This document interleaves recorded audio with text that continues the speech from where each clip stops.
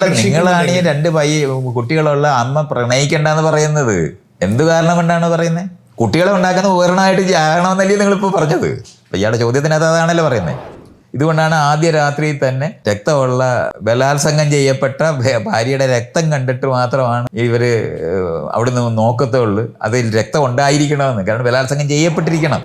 ഇങ്ങനത്തെ ടെർമിനോളജികൾ ഉണ്ടാക്കി സാധനം എന്നുള്ള വാക്ക് തന്നെ ഈ ബ്രാഹ്മണർ ഇവിടുത്തെ സ്വന്തമായി തെരഞ്ഞെടുത്ത സ്ത്രീകളെ വിളിക്കുന്ന വാക്കായിരുന്നത്. താത്രിക്കുട്ടിയൊക്കെ സാധനം എന്നാ വിളിക്കുന്നത്. വസ്തുക്കളായിട്ട് തന്നെ അവർ കണ്ടിരുന്നത്. പുരുഷന്മാര് സ്ത്രീകളെ അഭിസംബോധന ചെയ്യുന്ന വാക്ക് പോലും ചരക്കെന്നായിരുന്നു. ഇതൊക്കെ നമുക്ക് കാണേണ്ടതാണ്. പക്ഷെ ഒരു അച്ചടക്കമുള്ള പൗരനായിരിക്കേണ്ടത് ഓരോരുത്തരുടെയും കടമയല്ലേ, അതിന്റെ ഭാഗമല്ലേ? ഏത് പൗരനെ? അങ്ങനെയാണെങ്കിൽ വിദ്യാഭ്യാസമൊക്കെ ഫ്രീ ആയിട്ട് തരത്തില്ലേ? ഈ അടുത്ത് വളരെയധികം കണ്ടുവരുന്നൊരു സംഭവമാണ് ഈ സോഷ്യൽ മീഡിയയിലൂടെ പരിചയപ്പെടുന്ന യുവാക്കളും യുവതികളും ഒരു സുപ്രഭാതത്തിൽ അവരൊന്നിക്കാൻ തീരുമാനിക്കുന്നത്. അതിലൂടെയുള്ള ഒരുപാട് ബന്ധങ്ങൾ, പലപ്പോഴും ഭാര്യ മറ്റൊരാളുടെ ഭാര്യയായിരിക്കാം, അല്ലെങ്കിൽ കല്യാണം കഴിഞ്ഞ് 2 കുട്ടികളുള്ളവരായിരിക്കാം, 3 കുട്ടികളുള്ളവരായിരിക്കും. ഇവർ വേറൊരു ചെറുപ്പക്കാരൻ്റെ കൂടെ, വളരെ പ്രായം കുറഞ്ഞ ചെറുപ്പക്കാരൻ്റെ കൂടെ ഒളിച്ചോടുന്നു. ഇങ്ങനെയൊക്കെയുള്ള കുറേ സംഭവവികാസങ്ങൾ ഈ അടുത്ത് കണ്ടുവരുന്നുണ്ട്. ഇപ്പം ഈ സോഷ്യൽ മീഡിയ വന്നതിന് ശേഷമല്ലേ ഇത്രയും കൂടുതൽ കാണുന്നത്? എന്താണ് അതിൻ്റെ സമൂഹത്തിൽ ഉണ്ടാക്കുന്ന വ്യത്യാസം? സോഷ്യൽ മീഡിയ എന്ന് പറയുന്ന ഒരു എക്സ്പോഷർ ഉള്ള ഒരു മേഖലയാണ്. അങ്ങനെയാണ് അതിനെ മനസ്സിലാക്കേണ്ടത്. അത് പണ്ട് സ്കൂളിനകത്ത് അടിക്കാൻ പോയ ആളുകൾ തമ്മിൽ പരിചയപ്പെടും എന്ന് കണ്ടെത്തുന്ന അതേ യുക്തി തന്നെയാണ്.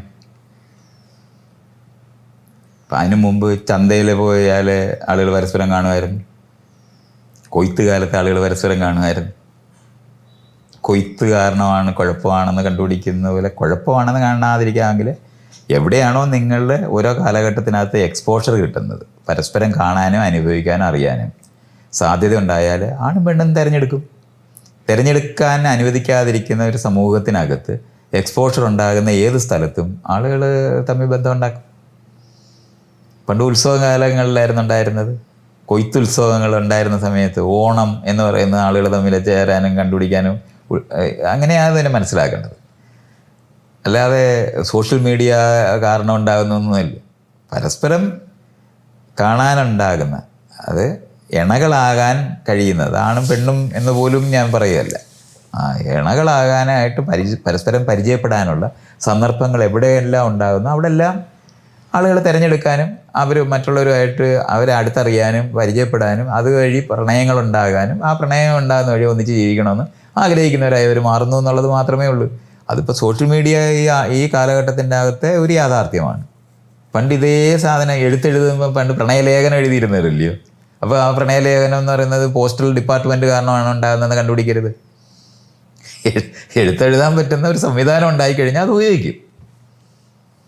അതിനു മുമ്പ് ആളുകൾ വേലിക്ക് നിന്ന് സംസാരിക്കുകയായിരുന്നു ചെയ്തിരുന്നത്. അപ്പോൾ വേലിയാണ് കാരണമെന്ന് കണ്ടുപിടിക്കരുത്. വേലിക്ക് നിന്ന് അപ്പുറം ഇപ്പുറം നിന്ന് കഴിഞ്ഞാൽ അപ്പുറം ഇപ്പുറം നിൽക്കുകയാണെന്ന് അങ്ങനെ ഒരു സന്ദർഭത്തിലേ കാണാനൊക്കത്തുള്ളായിരുന്നു. സ്കൂൾ വിദ്യാഭ്യാസം ആരംഭിച്ചപ്പോൾ സ്കൂളിൽ വെച്ചിട്ട് ആളുകൾ തമ്മിൽ കാണും. സ്കൂളാണ് അതിന് കാരണമായി തീർന്നത് കണ്ടുപിടിക്കുക എന്ന് പറയുന്നത് പോലെയാണ് ഇതെല്ലാം. ഞാൻ പറയുന്ന എക്സ്പോഷർ ഏത് തരത്തിലാണോ ഉണ്ടാകുന്നത്, ആ ഉണ്ടാകുന്ന സമയത്ത് ഒരു സാധാരണ ജീവിയായിരിക്കുന്ന മനുഷ്യരെന്ന് പറയുന്ന ഒരു സാധാരണ ജീവിയാണ്. ആ ജീവികൾ പരസ്പരം കാണാനും പരിചയപ്പെടാനും ഉള്ള ഉണ്ടാകുന്ന എല്ലാ സ്ഥലത്തും വളരെ സ്വാഭാവികമായി ഉണ്ടാകുന്ന ഒരു കാര്യമാണ് സെലക്ഷൻ എന്ന് പറയുന്നത്. നമുക്ക് ഇഷ്ടപ്പെട്ട ആളെ സെലക്ട് ചെയ്തെടുക്കുക എന്ന് പറയുന്നത്. ആ സെലക്ഷന് സാധ്യത ഉണ്ടായിരിക്കുന്ന ഒരു സന്ദർഭം ജീവിതത്തിൽ എപ്പോഴുണ്ടായാലും അത് സംഭവിക്കും. അങ്ങനെ ആയിരിക്കെ തന്നെ ഇപ്പോൾ ഒരു പെൺകുട്ടി ഒരാളെ പ്രേമിച്ച് ഒളിച്ചോടി അയാളുടെ അടുത്ത് ചെല്ലുന്ന സമയത്ത്, ഒളിച്ചോടി എന്ന് പറയുന്ന വാക്കാണ് അതിന് ഉത്തരം. നിങ്ങൾ ഈ ഒളിച്ചോടി എന്ന് പറഞ്ഞാൽ ഒളിച്ചോടുന്ന തരത്തിൽ നിയന്ത്രിതമായി അടച്ചിട്ടിരുന്നവരാണ് ഒളിച്ചോടേണ്ടി വരുന്നത്. ജയിലിൽ ചാടുകയാണ്, വീട്ടിൽ നിന്ന് ചാടുന്നെന്നാണല്ലോ പറയുന്നത്. ഈ വാക്കുകളൊക്കെ എങ്ങനെ ഉണ്ടാകുന്നത്? കെട്ടിയിട്ടിരുന്നവരെ അല്ലാത്ത ഒരാൾ എന്തിനാ ചാടേണ്ട ആവശ്യം? മതിരി ചാടി, വേലി ചാടി, ഇങ്ങനല്ലേ വാക്കുകൾ ഉപയോഗിക്കുന്നത്. അപ്പം കെട്ടിയിട്ടിരുന്നവരെയാണ് ചാടിയത്. അതുകൊണ്ടാണ് ഞാൻ പറയുന്നത്, എപ്പോഴാണോ പരസ്പരം പരിചയപ്പെടാനായിട്ട് കാണാൻ പറ്റുന്ന സമയത്ത് ആളുകൾ അവരുടെ ഇണകളെ, യഥാർത്ഥ ഇണകളെ കണ്ടെത്തും. അത് വല്ലവരുടെയും സാധനമാക്കി മാറ്റിയത് കൊണ്ടല്ല. അതാണ് വിവാഹത്തിനകത്ത് ഒരാളുടെ വസ്തുവായിട്ട് മാറുകയാണ് ചെയ്യുന്നത്. എപ്പോഴാണോ തിരഞ്ഞെടുക്കാനുള്ള സന്ദർഭം ജീവിതത്തിനകത്ത് വരുന്നത്, ആ സമയത്തെല്ലാം ആളുകൾ ഇത് ചെയ്യും. ഇതുകൊണ്ടാണ് അടച്ചിടുന്നത്. ഇതെല്ലാവർക്കും അറിയാം. ഇപ്പം പർദ്ദയിട്ട് മൂടുന്നത് വേറൊരാൾ ഇങ്ങോട്ട് കാണുമെന്ന് പറയുന്നത് പോലെ തന്നെയാണ് ഒരാൾ തിരഞ്ഞെടുക്കാനോ പരസ്പരം അറിയാനോ അനുവദിക്കരുതെന്ന് പറയുന്ന യുക്തിക്കകത്ത് തന്നെയാണ് അത് നിൽക്കത്തുള്ളൂ. ഇങ്ങനെ കണ്ടെത്തുന്ന ഒരു ഇണയുടെ അടുത്ത് ചെല്ലുമ്പോഴാണ് അറിയാം അയാൾ ആൾറെഡി മാരീഡ് ആയിരുന്നു. അത് പറഞ്ഞില്ല, മാരീഡ് ആണോ അല്ലയോ എന്നുള്ള സാധനത്തിനേക്കാളും ഉപരിയാണ് തിരഞ്ഞെടുക്കുക എന്ന് പറയുന്നത്. മാരീഡായ ഒരാൾ വേറൊരാളുമായി ബന്ധം ഉണ്ടാക്കരുതെന്ന് പറയുന്നത് മാരി ചെയ്ത ആളുകളുടെ ആവശ്യമായിട്ട് ബന്ധപ്പെട്ടല്ലത്. ഒരാൾ വിവാഹിതനായോ വിവാഹിതയായോ ഇരിക്കുന്നത്, അല്ലെങ്കിൽ രണ്ടുപേര് ഇണകളായിട്ടിരിക്കുന്നത് മറ്റുള്ളവർക്ക് വേണ്ടി കുട്ടികളെ ഉണ്ടാക്കുന്ന ഉപകരണങ്ങളായിട്ടാണ് ഈ ആളുകളെ കണ്ടിരുന്നത്. കുട്ടികൾ നിങ്ങളുടേതാണെന്ന് സമ്മതിക്കുമോ? കുട്ടികൾ നിങ്ങളുടേതാണെങ്കിൽ കുട്ടിയെ കൊല്ലാനും നമുക്ക് പറ്റും. കുട്ടിയെ കൊന്നാൽ എങ്ങനെയാണ് കേസ് വരുന്നത്? അപ്പോൾ കുട്ടി സമൂഹത്തിൻ്റെതാണെന്ന് അപ്പോൾ പറയും. അപ്പോൾ സമൂഹത്തിന് വേണ്ടി കുട്ടിയെ ഉണ്ടാക്കുന്ന ഇടം മാത്രമാണത്, അതിനുള്ള ഉപകരണം മാത്രമാണ് ഈ പറയുന്ന ഭാര്യയും ഭർത്താവും. അല്ലാതെ കുട്ടി നിങ്ങളുടേതല്ല. നിങ്ങൾ വിവാഹിതരാകുന്നത് ആർക്ക് വേണ്ടിയാണ്? കുടുംബം നിലനിർത്താനും തുടരാനാണ്. അപ്പോൾ രണ്ട് കുടുംബങ്ങളെ തമ്മിലാണ് ചേർക്കുന്നത്, വ്യക്തികൾ ചേർന്നിട്ടില്ല. അതുകൊണ്ടാണ് ഈ ആളുകളെ അപ്രസക്തമാണ്, അതിനകത്തെ കുടുംബത്തിൻ്റെ കണ്ണികളായിട്ട് മാത്രമേ കാണുകയുള്ളൂ. അങ്ങനെ നിയന്ത്രിച്ച് കംപ്ലീറ്റ് കീഴടക്കി നിൽക്കുന്ന രണ്ട് ജീവികൾ പരസ്പരം കാണുമ്പോൾ ഇഷ്ടം ഉണ്ടാകുകയും അവർ ജീവികളാണെന്ന് സ്വയം തിരിച്ചറിയുകയും ചെയ്യും. അപ്പോൾ ഇത് ഏത് സന്ദർഭത്തിലുണ്ടാകുമ്പോഴും ഇത് വരുമെന്ന് അറിയുന്നതുകൊണ്ടാണ് എല്ലാ സമയത്തും വീടിനകത്ത് തളയ്ക്കപ്പെടുന്ന ആൾക്കാരായിട്ട് എല്ലാവരും കഴിഞ്ഞിരുന്നത്. അനുസരണയോടെ കഴിയണം. തിരഞ്ഞെടുക്കുക എന്ന് പറഞ്ഞാൽ തെറ്റാണെന്ന് പഠിപ്പിക്കും. അപ്പോൾ തെറ്റാണെന്ന് പഠിപ്പിക്കുന്ന ആൾക്കാരാണ് അത്. അതുകൊണ്ടാണ് പ്രണയങ്ങളെ മുഴുവനും നിഷേധിച്ചിരുന്നത്. കാരണം തിരഞ്ഞെടുപ്പാണത്. തിരഞ്ഞെടുത്തുകൂടാ.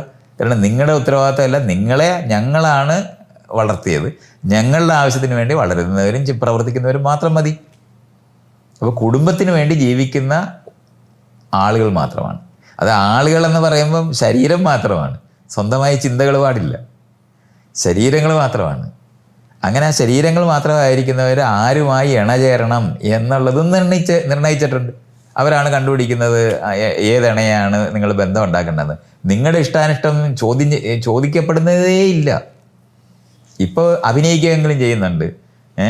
കല്യാണം എന്താണ് ഇത്, ആണും പെണ്ണും തമ്മിൽ ഒരു 5 മിനിറ്റ് നേരം സംസാരിച്ചിട്ടേന്ന്. 5 മിനിറ്റ് നേരമാണ് പരിചയപ്പെടാനുള്ള സന്ദർഭം കൊടുക്കുന്നത്. അറിയാതെ കാണാൻ അവർ ഇവർക്ക് ഇഷ്ടപ്പെടാത്തവരുമായിട്ട് അങ്ങനെ ബന്ധം ഉണ്ടായി പോകുമല്ലോ എന്ന് പേടിച്ചിട്ട് 5 മിനിറ്റേ കൊടുക്കുകയുള്ളൂ. അങ്ങനത്തെ തെരഞ്ഞെടുപ്പുകൾ കംപ്ലീറ്റ് നിഷേധിക്കപ്പെട്ട, നിയന്ത്രിച്ച് തളയ്ക്കപ്പെട്ട, ബോൺസായി പോലെ മൂക്ക് കൈയും കാലും എല്ലാം ചെത്തി അല്ലെങ്കിൽ കെട്ടിയിട്ട് വളർത്തിയിരിക്കുന്ന ആൾക്കാരെ തമ്മിൽ ചേർക്കുക എന്ന് പറയുന്നത് വേറെ ഒരു ഉദ്ദേശവും ഇല്ല. കുട്ടി ഉണ്ടാക്കാൻ വേണ്ടി ചേർക്കുക, അല്ലെങ്കിൽ ഇഷ്ടം കൊണ്ട് ചേരുന്നവരേ അല്ല. ഇതുകൊണ്ടാണ് ആദ്യ രാത്രിയിൽ തന്നെ രക്തമുള്ള ബലാത്സംഗം ചെയ്യപ്പെട്ട ഭാര്യയുടെ രക്തം കണ്ടിട്ട് മാത്രമാണ് ഇവർ അവിടുന്ന് നോക്കത്തുള്ളൂ അതിൽ രക്തം ഉണ്ടായിരിക്കണമെന്ന്. കാരണം ബലാത്സംഗം ചെയ്യപ്പെട്ടിരിക്കണം. ഇവർ തമ്മിൽ പരിചയമൊന്നുമില്ല, അറിഞ്ഞുപോലും കൂടെ. അവിടെ വേറെ എന്ത് ബന്ധം ഉണ്ടാകും? പുരുഷന്മാരുടെ ലിംഗ ഉദ്ധാരണം ഉണ്ടാകുന്നത് കൊണ്ട് മാത്രം നടക്കുന്ന ഒരു ലൈംഗിക ബന്ധമല്ലേ നടക്കൂ? ഇഷ്ടത്തുകൊണ്ട് ചെയ്യാൻ പറ്റുമോ? അപരിചിതരായ 2 പേര് അതുവരെ ഒരിക്കലും ആണും പെണ്ണും തമ്മിൽ പരിചയപ്പെടാതെ പരമാവധി ശ്രദ്ധിച്ച് വളർത്തിയ ഒരു കുടുംബത്തിലെ ഒരു പെണ്ണും ഒരാണും തമ്മിൽ ഏത് തരത്തിലെ ബന്ധം ഉണ്ടാകും? അതുകൊണ്ട് നമ്മൾ ആ തരത്തിലുള്ള എല്ലാം നിഷേധിക്കപ്പെട്ട ശ്വാസം മുട്ടുന്ന കുടുംബങ്ങളെ ഉണ്ടാകൂ. അത് ശ്വാസം മുട്ടലാണെന്ന് പോലും തിരിച്ചറിയാത്തവരാണ് യഥാർത്ഥത്തിലുള്ളത്. അങ്ങനെയാണ് കുലസ്ത്രീകൾ ഉണ്ടാകുന്നത്. ശ്വാസം മുട്ടിയാണ് ഞാൻ ജീവിക്കുന്നതെന്ന് പോലും തിരിച്ചറിയത്തില്ല. ഭർത്താവ് അടിച്ചാൽ അത് ഭർത്താവിൻ്റെ അവകാശമാണെന്ന് അറിയുന്ന ഭാര്യമാരായിരുന്നു ഉണ്ടായിരുന്നത്. ഇന്ന് നമുക്ക് ഡൊമസ്റ്റിക് വയലൻസിനെതിരെ നമുക്ക് കേസ് ഇതുണ്ട്, നിയമമുണ്ട്. പണ്ട് ചിന്തിക്കാനൊക്കത്തില്ല, എൻ്റെ ഭർത്താവ് എന്നെ അടിക്കുമ്പോൾ നിങ്ങൾക്ക് എന്താണ് എന്ന് ചോദിച്ചിരുന്ന ഭാര്യമാരല്ലായിരുന്നു ഉണ്ടായിരുന്നേ. നമ്മുടെ കുടുംബത്തിൽ നടക്കുന്ന പ്രശ്നങ്ങൾ വേറെ ആരോടും പറയരുത്. നമുക്ക് പട്ടിണി ഉണ്ടെങ്കിൽ മുണ്ട് മുറുക്കി കൊടുക്കണം, പക്ഷെ നാട്ടുകാരോട് പറയരുത് എന്ന് പറഞ്ഞാൽ വളരെ എക്സ്ക്ലൂസീവായിട്ട് വീടിനകത്ത് തളയ്ക്കപ്പെട്ട മനുഷ്യരായിരുന്നു ഉണ്ടായിരുന്നു. അവർക്ക് തുറന്ന് കിട്ടാവുന്ന എന്ത് സന്ദർഭത്തിനകത്തും സ്വാഭാവികമായ ജീവികളെന്ന നിലവാരത്തിൽ പരസ്പരം അറിഞ്ഞ ഇഷ്ടാനിഷ്ടങ്ങളുണ്ടാകും. ആ ഇഷ്ടാനിഷ്ടങ്ങൾ ഉണ്ടാകുന്ന സ്ഥലങ്ങൾ മുഴുവൻ നിഷേധിക്കുകയും നിയന്ത്രിക്കുകയും ചെയ്യുന്നതിനുകൊണ്ടാണ് ഉത്സവങ്ങളിനകത്ത് പോലും കൂടെ കൃത്യമായിട്ട് ഉത്തരവാദിത്തമുള്ളവർ കൊണ്ടു നടക്കുന്ന ആളുകളായിട്ട് ഇവരെ വിടത്തുള്ളായിരുന്നു. അവിടെ ഒളിഞ്ഞു നോക്കിയവരും മറിഞ്ഞു നോക്കിയവരുടെ കഥകളായിരുന്നു അന്നുണ്ടായിരുന്നത്. അത് കഴിഞ്ഞ് സ്കൂളുകളിൽ വന്നപ്പോൾ പ്രണയലേഖനം എഴുതുന്നത് കണ്ടപ്പോൾ സാറുമാർ പ്രണയലേഖനം പിടിക്കുന്നവരായിട്ട് അവർ മാറിയത്.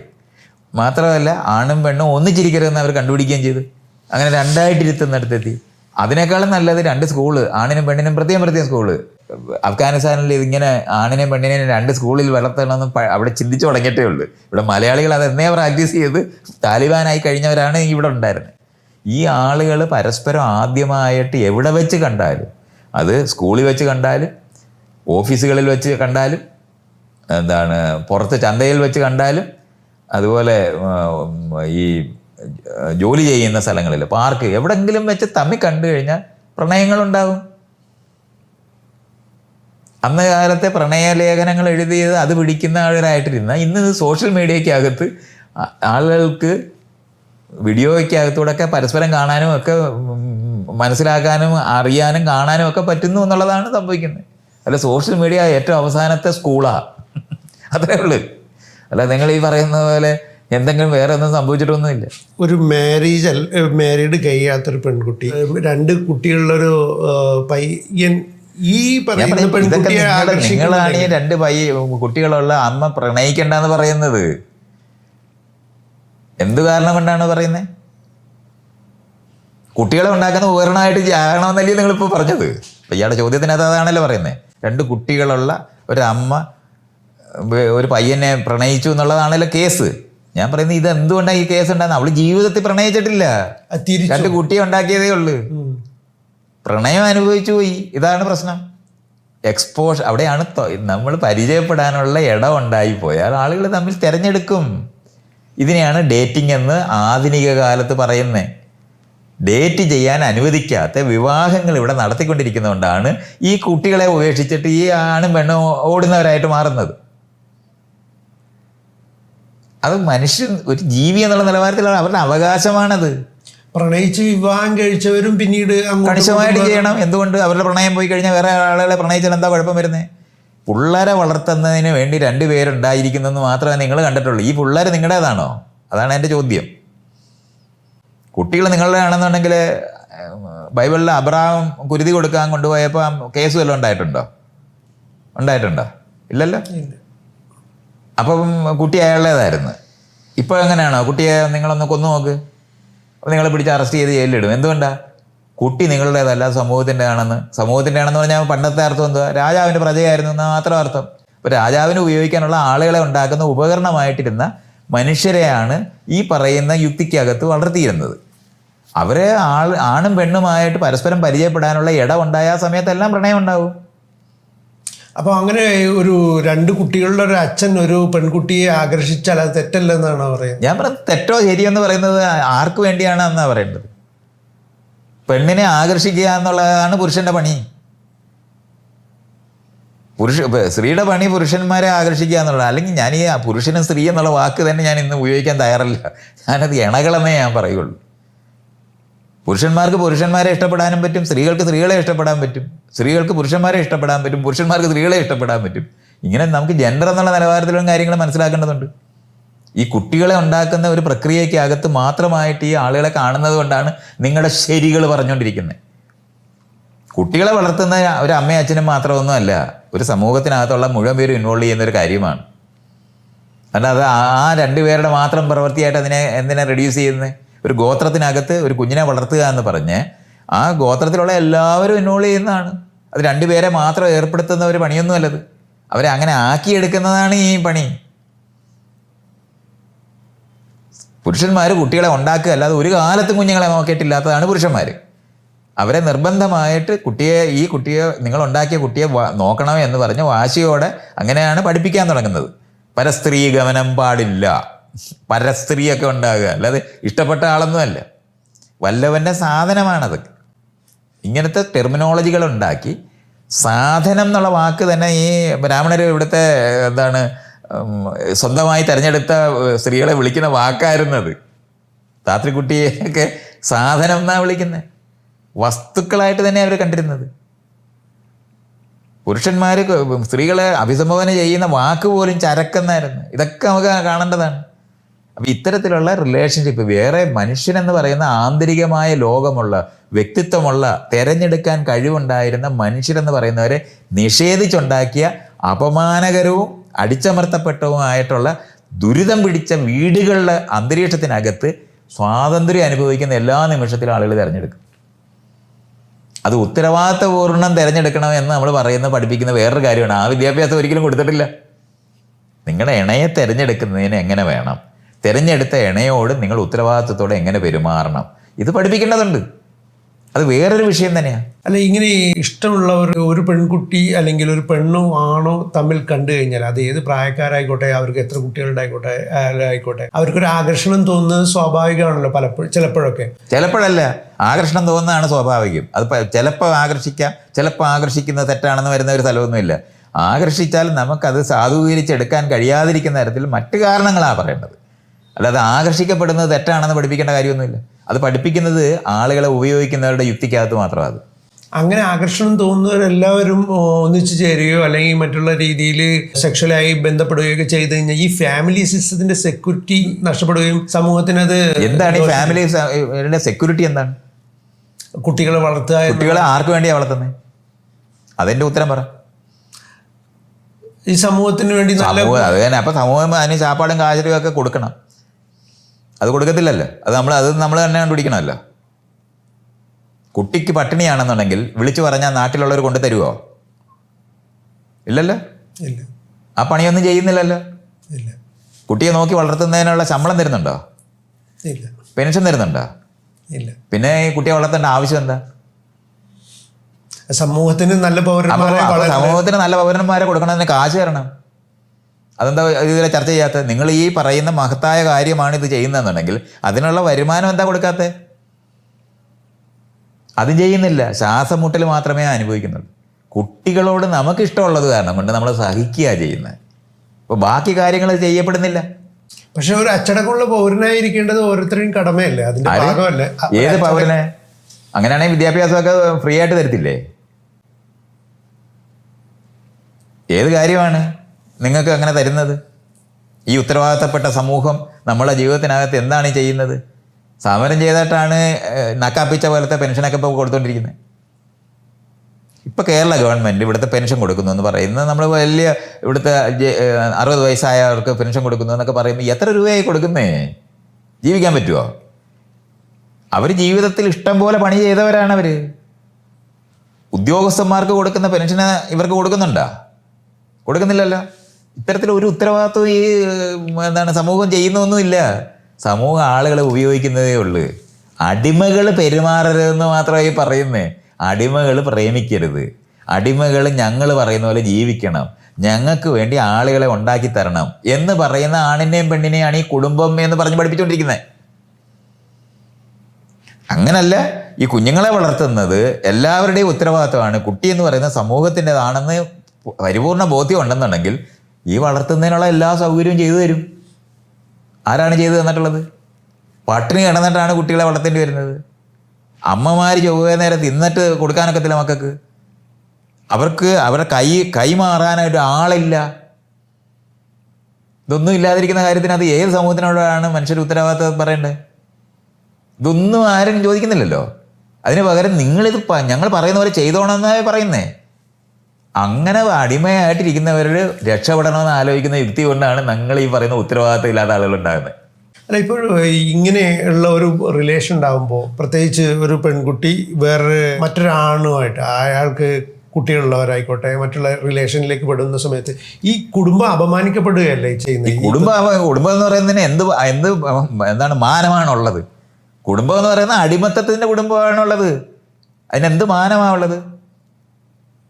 തിരഞ്ഞെടുക്കാൻ അനുവദിക്കാത്ത, ആണിനെയും പെണ്ണിനെയും തിരഞ്ഞെടുക്കാൻ അനുവദിക്കാതെ ഉണ്ടാക്കുന്ന ഏത് അടിമ കച്ചവടത്തിനകത്ത് എന്ത് മാനമാണോ ഉള്ളത്? ഇപ്പോൾ മാനമില്ലാത്ത ഈ വീടുകളിൽ ജനിച്ചതാണ് അപമാനം. ആളുകൾ ഉത്തരവാദിത്തപ്പെട്ടവരായിട്ട് പെരുമാറുന്നത് അവരുടെ ഉത്തരവാദിത്തമായി സ്വയം അറിയുമ്പോഴാണ്. ഇത് തോക്കും മോനയിലോ കൈയുടെ അടിമേടിക്കുമോ എന്ന് പേടിച്ചിട്ട് ചെയ്തുകൊണ്ടിരിക്കുന്ന കാര്യങ്ങളാണ് ചെയ്യുന്നത്.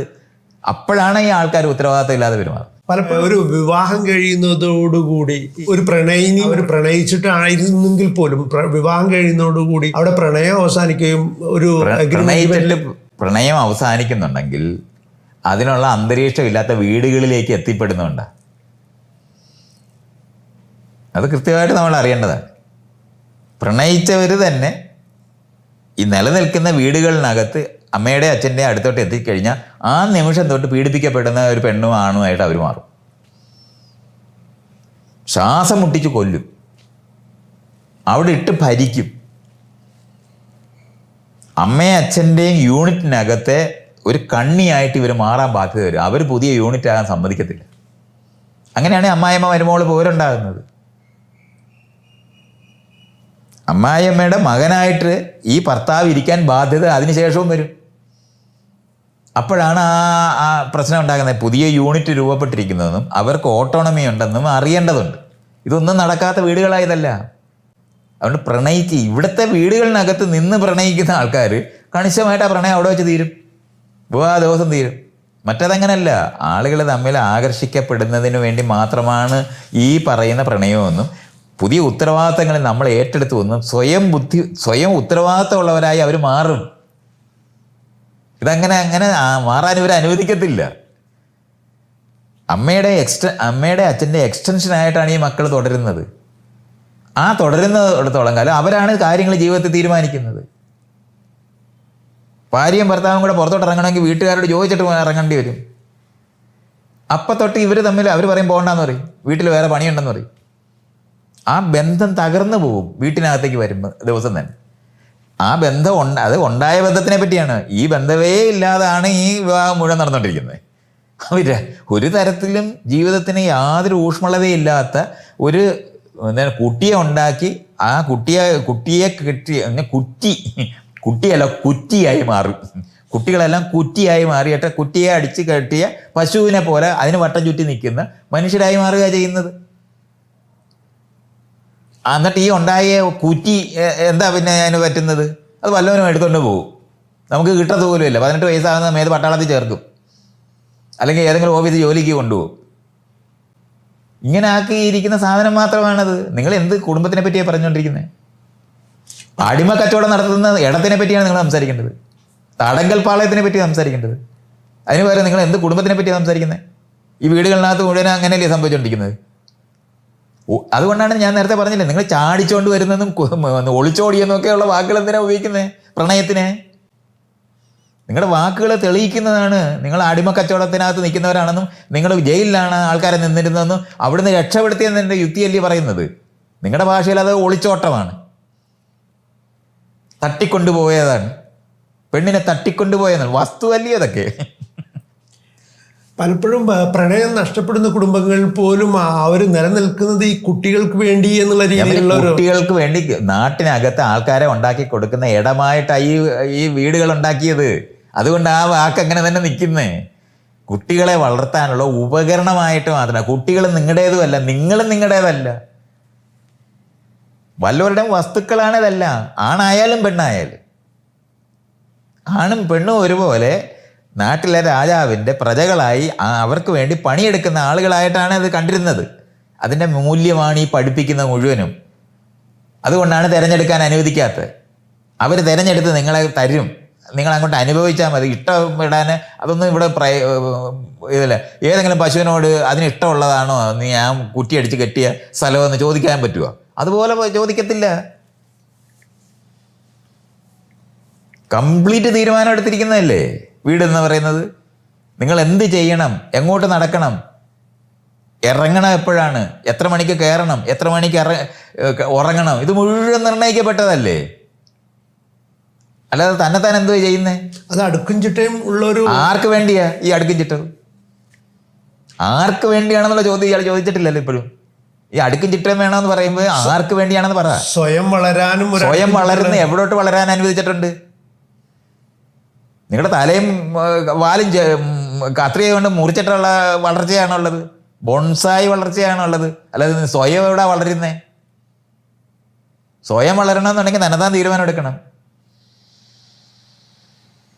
ഇഷ്ടാനിഷ്ടങ്ങൾ അനുസരിച്ചിട്ട് ജീവിക്കുമ്പോഴാണ് സ്വയം വളരുന്നത്.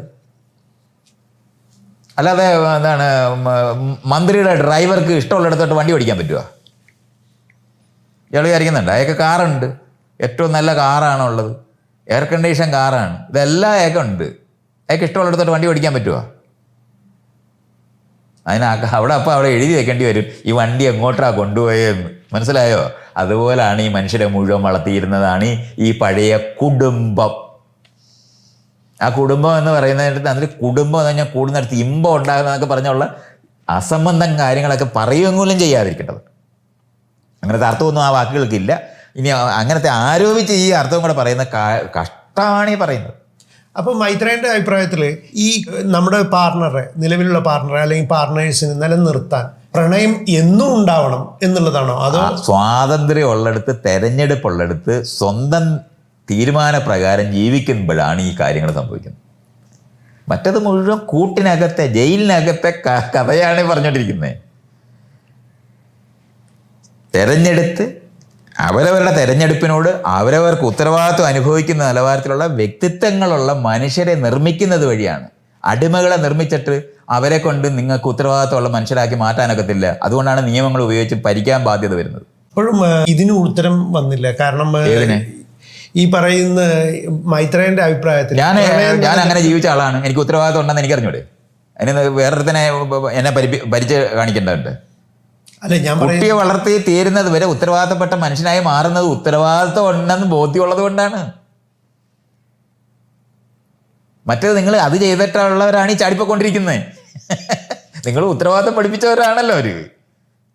അടിമകൾക്ക് ഉത്തരവാദിത്വം ഒരു കാലത്തും ഉണ്ടാകത്തില്ല.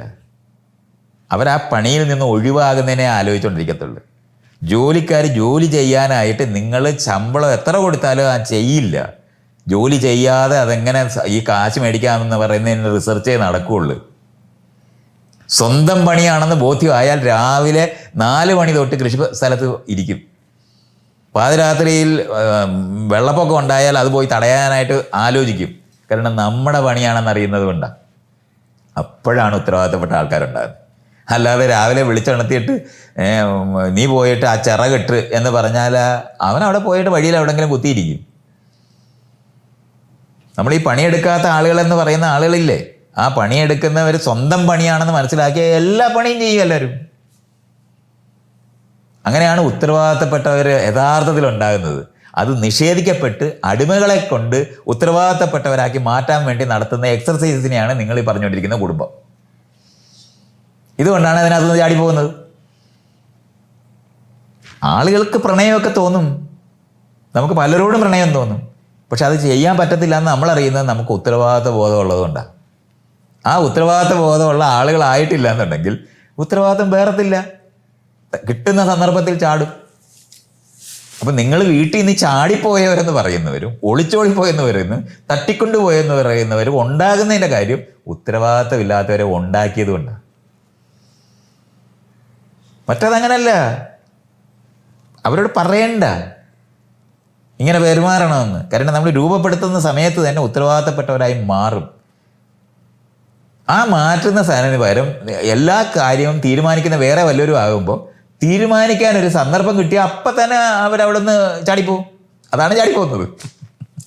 അപ്പോൾ ഈ സ്വന്തം പ്രണയിനിയോട് അല്ലെങ്കിൽ സ്വന്തം പാർട്ണറോട് എപ്പോഴും പ്രണയം നിലനിൽക്കേണ്ടത്, എപ്പോഴും പ്രണയം നിലനിൽക്കുന്ന ഒന്നുമല്ല. അതൊക്കെ നിങ്ങൾ ഞാൻ ഈ പറയുന്ന ഭാഷയ്ക്കകത്തൊന്നുമല്ല അത് പറയുന്നത്. ഉത്തരവാദിത്തത്തോടെ പെരുമാറുക എന്ന് പറയുന്നതും പ്രണയം എന്ന് പറയുന്നതും 2 കാര്യമാണ്. പ്രണയം നമുക്ക് ഒരാളെ തിരഞ്ഞെടുക്കുന്നതിനുള്ള ആകർഷിക്കാനുള്ള കാര്യം മാത്രമാണ്. അത് ജീവിതത്തിനൊക്കെ അങ്ങനെ തുടരത്തൊന്നുമില്ല. അത് നിങ്ങൾ പായസം കുടിച്ചാൽ രുചിയായിട്ട് തരുന്നത് 1000 ദിവസവും പായസം എല്ലാ സമയത്തും പായസം കൊടുത്താൽ രുചിയൊന്നും നിൽക്കത്തില്ല. അങ്ങനെയൊന്നും മനസ്സിലാക്കാതെ. അല്ല എപ്പോഴും പ്രണയം എന്നല്ല, എപ്പോഴും ഉത്തരവാദിത്വം ഉണ്ടാകുക എന്നുള്ളതാണ് പറയുന്നത്. ഉത്തരവാദിത്വം ഇല്ലാത്ത ആളുകളെ ഉണ്ടാക്കുകയും വേറെ ആൾക്കാർ തീരുമാനിക്കുകയും ചെയ്യുന്ന ആൾക്കാർ ഒരു സമയത്ത് ഉത്തരവാദിത്വം ഏറ്റെടുക്കത്തില്ല.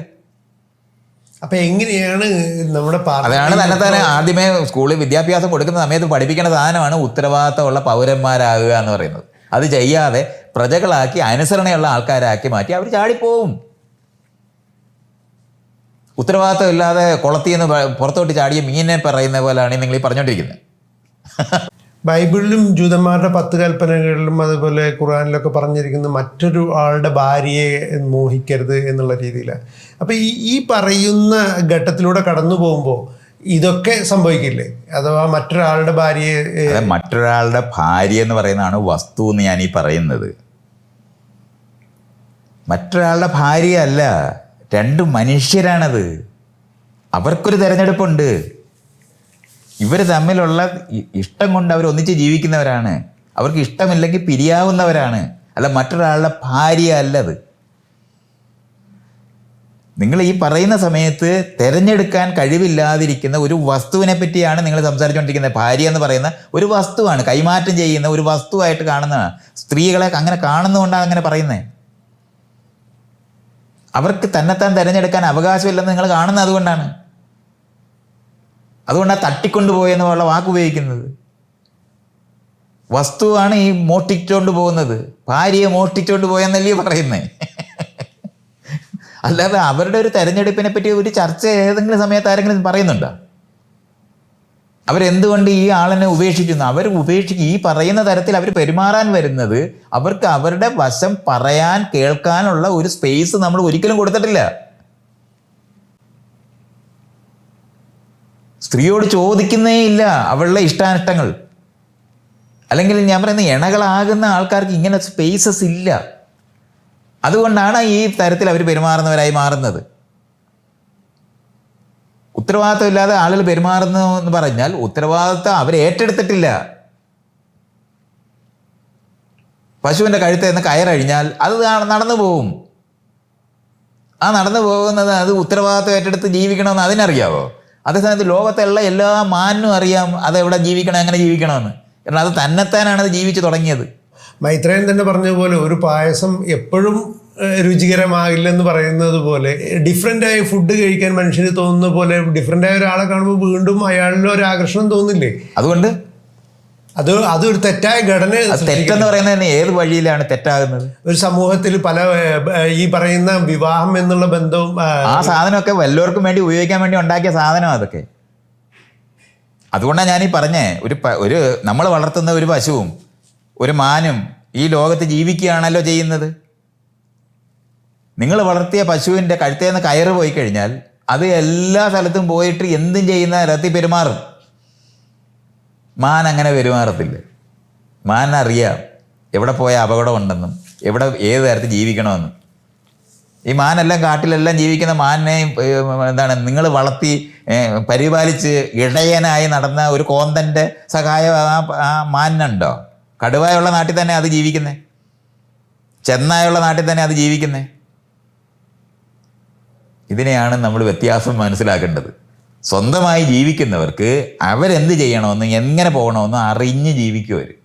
ആ അറിഞ്ഞ് ജീവിക്കുന്നത് അനുവദിക്കാതെ വളർത്തുന്ന ആൾക്കാരാണ് നിങ്ങൾ ഈ പറയുന്ന പോലെ കെട്ടഴിഞ്ഞു പോയവരും ചാടിപ്പോയവരും മോട്ടിച്ചോണ്ട് പോയവരും ഒക്കെ ഉണ്ടാകുന്ന അങ്ങനെയാണ്. അല്ലാതെ മറ്റേതൊക്കെ ആളുകൾക്കറിയാം. നമുക്ക് നമ്മുടെ ചുറ്റുപാടുമുള്ള പലതിനോടും താല്പര്യം തോന്നും. ആണും പെണ്ണും മാത്രമല്ല താല്പര്യം ഉണ്ടാകുന്നത്. നിങ്ങൾക്ക് പായസത്തിനോടും താല്പര്യം തോന്നും. ഡയബറ്റീസ് ഉള്ള ആളാണെന്ന് അറിയുമ്പോൾ അത് നിയന്ത്രിച്ചേ കുടിക്കത്തുള്ളൂ. അങ്ങനെയാണ് നിയന്ത്രണങ്ങൾ വരുന്നത്. അവരവർ ജീവിച്ചിരിക്കേണ്ട ആവശ്യം അവരവർക്കുണ്ടെന്ന് തിരിച്ചറിയുമ്പോൾ നിയന്ത്രണത്തിൻ്റെ യുക്തികൾ വരും. മറ്റത് അടിച്ചമർത്തത്തിൻ്റെ യുക്തികളെ ഉണ്ടാവുള്ളൂ. അപ്പോൾ രക്ഷപ്പെടുന്ന യുക്തികളെ മറ്റവർക്കും ഉണ്ടാവുള്ളൂ. ഏറ്റവും ചിന്തിച്ചു പോലും പാടില്ലാത്ത സമയത്ത് ചെയ്യുന്ന പ്രവൃത്തികളായിട്ട് അവർ ഓരോന്ന് ചെയ്തിട്ടുണ്ടെങ്കിൽ അത് അവർക്ക് ഉത്തരവാദിത്വം ഇല്ലാത്തവരായി അവരെ വളർത്തിയത് കൊണ്ടാണ്. ഇതാണ് ഈ പറഞ്ഞുകൊണ്ടിരിക്കുന്നത്. അടിമകളായി നിങ്ങൾ വളർത്തിയ ആൾക്കാർക്ക് ഉത്തരവാദിത്വം എടുക്കാൻ പറ്റില്ല. ഭയം കൊണ്ട് മാത്രം കീഴടങ്ങി നിൽക്കത്തേ ഉള്ളൂ. ഉത്തരവാദിത്വം എന്ന് പറയുന്നത് തന്നെത്താൻ തിരഞ്ഞെടുക്കുന്നവർക്ക് മാത്രമേ ഉണ്ടാവൂ. അല്ല, ഉത്തരവാദിത്വം ഇല്ലാതെ അവർ പെരുമാറിയിട്ടില്ല. അവർക്ക് ഇഷ്ടമുള്ള, അവർക്ക് തരം കിട്ടിയപ്പോൾ രക്ഷപ്പെട്ടവരവർ. മറ്റതങ്ങനല്ല. ഉത്തരവാദിത്വം എന്ന് പറയുന്നത് അവകാശവും കടമയുണ്ടെന്ന് സ്വയം ബോധ്യമാകുന്ന ആൾക്കാർക്കാണ് ഉത്തരവാദിത്വം ഉണ്ടാവുള്ളൂ. ലോകത്ത് ഒരു അടിമയ്ക്കും ഉത്തരവാദിത്വം ഉണ്ടാകത്തില്ല. പേടിപ്പിച്ച് കീഴടക്കി നിർത്താനേ പറ്റുള്ളൂ. തരം കിട്ടുമ്പോൾ അവർ ചാടും, കള്ളത്തരം ചെയ്യും. നമുക്ക് നാട്ടിനകത്ത് ഇത്രയും അധികം കള്ളന്മാരുണ്ടാകുന്നത്. കള്ളന്മാരെന്ന് പറഞ്ഞാൽ മോട്ടിക്കുന്നവരെന്ന അർത്ഥത്തിലല്ല. കള്ളം മാത്രം പറയുന്ന അമ്മയും അച്ഛന്മാരും, കള്ളം പറയുന്ന വീട്ടുകാർ, കള്ളം പറയുന്ന രാഷ്ട്രീയക്കാർ, ഇത് മുഴുവൻ ഉണ്ടാകുന്ന ഈ കാരണം കൊണ്ടാണ്. ഉത്തരവാദിത്തമില്ലാത്ത അടിമകളെ കൊണ്ടുണ്ടാക്കുന്ന സംവിധാനങ്ങളാണ് ഇത് മുഴുവൻ. അതുകൊണ്ടാണ് ഇത്രയും മോശപ്പെട്ട സമൂഹത്തിനകത്ത് രക്ഷപ്പെട്ട് ഓരോ വീട്ടിനകത്തും മതിൽ കെട്ടി അകത്ത് സൂക്ഷിക്കും. സമൂഹം എന്ന് നിങ്ങൾ പറയുന്നുണ്ടല്ലോ, പിന്നെ എന്തിനാണ് നിങ്ങളെല്ലാവരും ഈ മതിൽ കെട്ടുന്നത്? നിങ്ങൾ ഈ വാതിലൊക്കെ അടയ്ക്കുന്നത് നിങ്ങളുടെ സമൂഹം അങ്ങ് രക്ഷിക്കത്തില്ലേ? നിങ്ങളെ സമൂഹം ഉത്തരവാദിത്തമുള്ളവരല്ലേ? പിന്നെ എന്തിനാണ് നിങ്ങളെല്ലാവരും പെരയ്ക്കകത്ത് കഥ അടച്ചിരിക്കുന്നത്? പറഞ്ഞാൽ മതി. അപ്പോൾ പരസ്പരം ഉത്തരവാദിത്തം ഇല്ലാത്തവരുടെ സംഘത്തിനെയാണ് നിങ്ങൾ സമൂഹം എന്ന് പറയുന്നത്. അതിനെപ്പറ്റിയല്ല പറയുന്നത്. ഉത്തരവാദിത്തം ഉള്ളവർ ഒന്നിച്ച് ജീവിക്കുമ്പോൾ പരസ്പരം സഹകരിക്കുക. അതുകൊണ്ടാണ് അയലത്തുകാരനെ സ്നേഹിക്കണമെന്ന് പഠിപ്പിക്കേണ്ടി വരുന്നത്. അയലത്തുകാരനെ വെറുക്കാനും അവൻ അന്യനാണെന്നും അവരുടെ വീട്ടിൽ പോയി ഭക്ഷണം കഴിക്കരുതെന്ന് പഠിപ്പിക്കുന്ന വീടുകളാണ് ഇവിടെ ഉള്ളത്. സാമൂഹ്യ വിരുദ്ധ കേന്ദ്രങ്ങളാണ് കുടുംബങ്ങൾ. അതിനകത്ത് ഉത്തരവാദിത്തം ഉള്ളവർ ഉണ്ടാകത്തില്ല. അതുകൊണ്ട് അവർ ചെയ്യുന്ന പ്രവൃത്തി ന്യായമാണോ അന്യായമാണോ എന്ന് എന്ത് ചർച്ചയാണ് നിങ്ങൾക്ക് ചെയ്യാൻ പറ്റുന്നത്? ഞാൻ പറയുന്നത് ഇവിടുത്തെ മുഴുവൻ ആൾക്കാരും ചാടിപ്പോവും. കാരണം അവർ തടങ്കലിലാണ്, അതുകൊണ്ടാണ് ചാടിപ്പോകുന്നത്. അപ്പോൾ നിങ്ങൾ സോഷ്യൽ മീഡിയ ഉണ്ടാക്കിയാലും സ്കൂൾ ഉണ്ടാക്കിയാലും ചന്ത ഉണ്ടാക്കിയാലും അവർ ചാടിപ്പോവും. പരിചയപ്പെട്ട ആ നിമിഷം ചാടിപ്പോവും. കാരണം വേറെ പാസ്റ്റർ ഉണ്ടെന്ന് കാണും, വേറെ സ്ഥലത്ത് പുല്ല് വിളിക്കുന്നുണ്ടെന്ന് അറിയും. അതുകൊണ്ടാണ് പോകുന്നത്. അല്പം പോലും വെളിച്ചം കണ്ടാൽ ഏത് ഇരുട്ടറയിൽ ഇരിക്കുന്നവനും പുറത്തോട്ട് പോകും. അത് ചാടിപ്പോയെന്ന് പറയരുത്. അങ്ങനെ അത് മനസ്സിലാക്കണം.